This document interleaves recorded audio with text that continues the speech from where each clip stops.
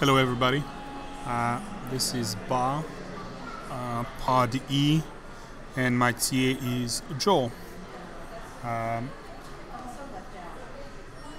We are doing a presentation about creating a climate for change, and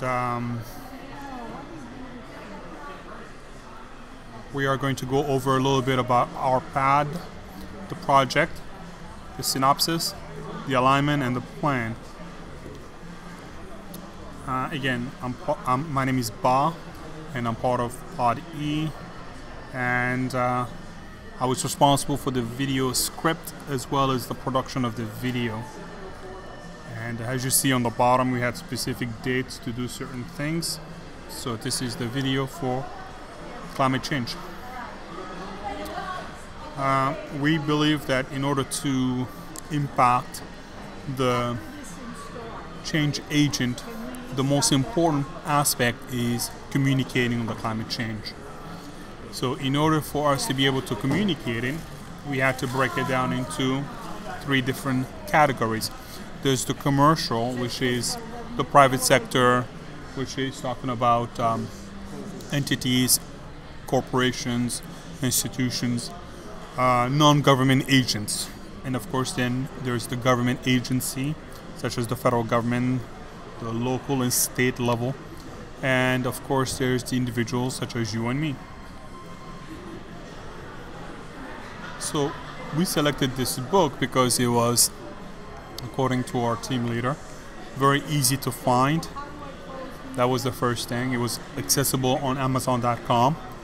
The second reason is because it is the most relating book with explicit arguments that talks about issues, problems.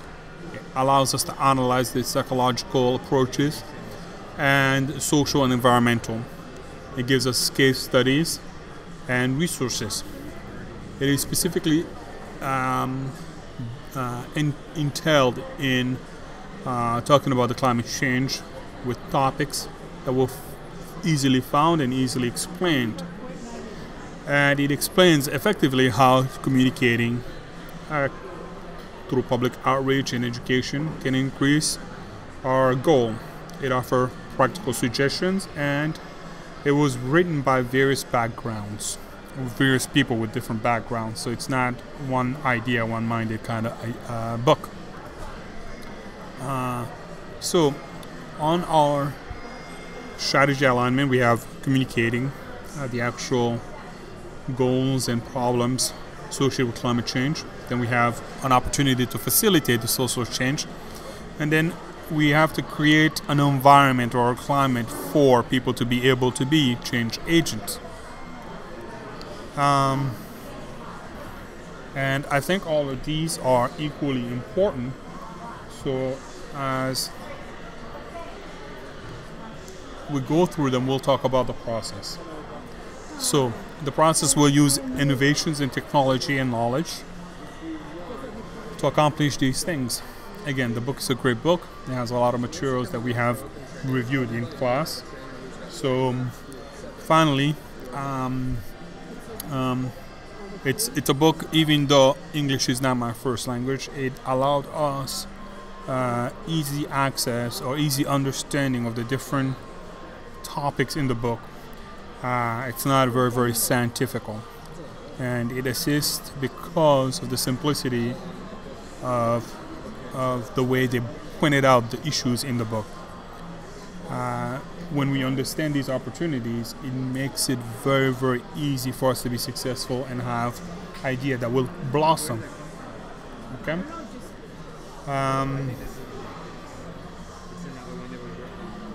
So some of the questions that we are going to be talking about in communicating a climate for change are the local threats that are more effective for public awareness, such as if an environmental problem is local, will that impact our point of view?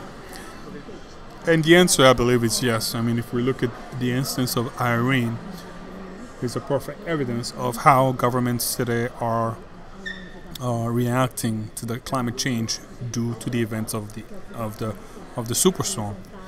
And also, we want to talk about how competitiveness and leadership motivate sustainability engagement.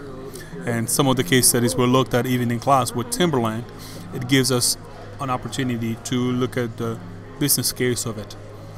How the communication with few people influence many. So by picking role models, I think it has a great opportunity to be successful. How the behavior influence one's behavior. So through peer pressure and shaming campaign, some of these examples were covered in class, we can also make an impact.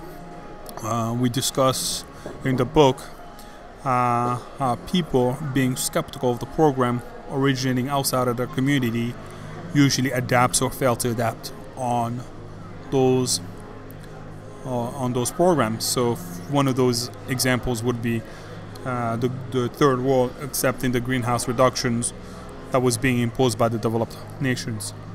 So, and the last one is factual communications. Is it enough to motivate one's behavior? And usually it's not. So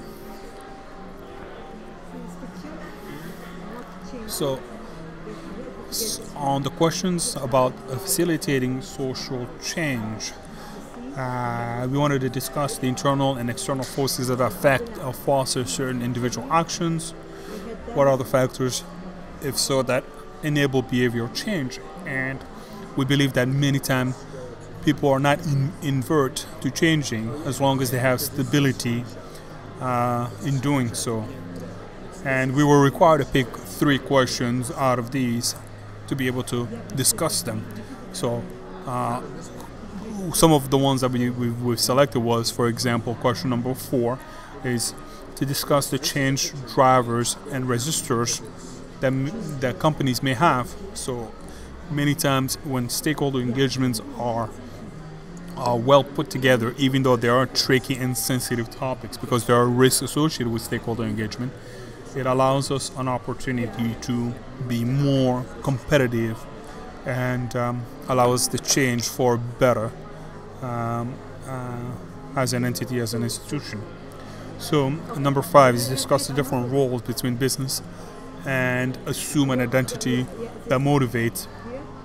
So as long as the business case can be built, for instance, we did a case study where we had to calculate a life cycle cost. As long as a business case can be put together, it is very, very easy to convince a company to make the change. Creating a climate for change is the discussion of the Boulder Manifesto, and we'll talk about that at the last slide. And what's an effect in communicating about global change?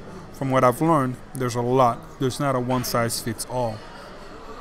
So we'll talk about that also on the last page. So a change agent has to be able to communicate, facilitate social change, and create a climate for change. And in doing so is how communications to a few people can influence many. On week 1, we've discussed this, where 70 people could have an impact of 350 million, which is the size of the United States, in 7 years, simply by reaching out to 3 people every 6 months. How the competitiveness of leadership motivates sustainability engagement. So social dynamics, such as chapter 3 in the book, talks about being fair, offering active listening, autonomy, all leads to a highly grouped intellectual communications, which eventually leads to innovations. Is factual communication enough to motivate one's behavior? So we've talked about that earlier. Unfortunately, it doesn't. In a social change research on week number 6 that we talked about, we have to have a community-based social marketing that gets prompt social norm using intensive and make it convenient to be able to persuade communication strategies and provide a sense of stability. What are the factors that enable behavior change? The factors that enable behavior change, I'm afraid, is based on the fear of individuals. It is also known that humans are inherently avert to change, and that we need to make change easier so that people can be adapted to it. So this is where we are in the Boston metropolitan area, and if we're not cautious about changing, the picture on the right illustrates where we are headed. So discuss the impact of the market. Again, this is based on the US. It's consuming about 30% of the world's product, and if we're not cautious, this has an impact on how many factories we have to put together to be able to support what we consume. And of course, what's a successful mobilization? It is mainly based on the social aspect of it, or the social movement. In a social movement, we should draw a clear attention to strategy that are based on alliances, and also leads to bring people together. So, the Boulder Manifesto really talks about what we create and what we consume on a daily basis, and what's an effective communicating about global change. It's basically about defining the circumstances first before we can actually create a presentation and attack the issues at stake. So I want to thank you for your time, and I'll see you guys next time.